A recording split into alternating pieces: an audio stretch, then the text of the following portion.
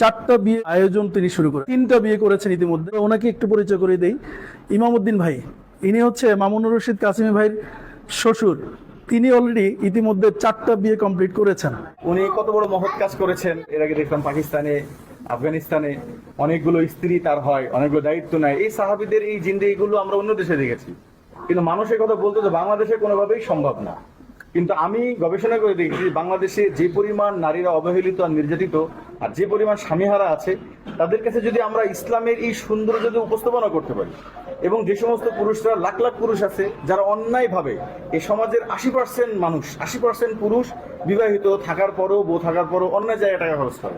আমি চিন্তা করলাম যদি আমরা উভয় পক্ষকে বুঝাইতে পারি, তাহলে নবীর একটা সুন্নাহের মাধ্যমে নারীদের হক আদায় হবে এবং পুরুষরাও তাদের শরীরের হেফাজত করবে, আর এরকমই তিন সন্তানগুলো হেফাজত হয়ে যাবে। আলহামদুলিল্লাহ আমি সক্ষম হয়েছি। দর্শক, এই মুহূর্তে আমাদেরকে দেখতে পাচ্ছেন এখানে মানে প্রায় 4 জন নারী, আর এই পাশে হচ্ছে 3 জন, মাঝখানে আছে 2 জন। তাদের পরিচয়টা আমরা জেনে নেব, কার কতজন স্ত্রী। তাদের এক বিবাহ প্রথা চালু থাকে, তাহলে 32 লক্ষ নারী কখনোই স্বামী পাবে না।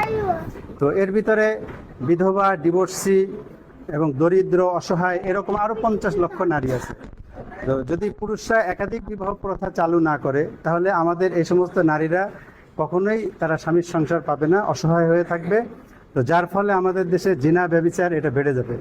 প্রতিনিয়ত আমাদের দেশে রাষ্ট্রীয়ভাবে সরকার পতিতাদের জন্য লাইসেন্সের ব্যবস্থা করছেন, অথচ তার বিপরীতেই যে একাধিক বিবাহ করতে চাইলে বড় স্ত্রীর অনুমতি নেওয়া বাধ্যতামূলক করছেন।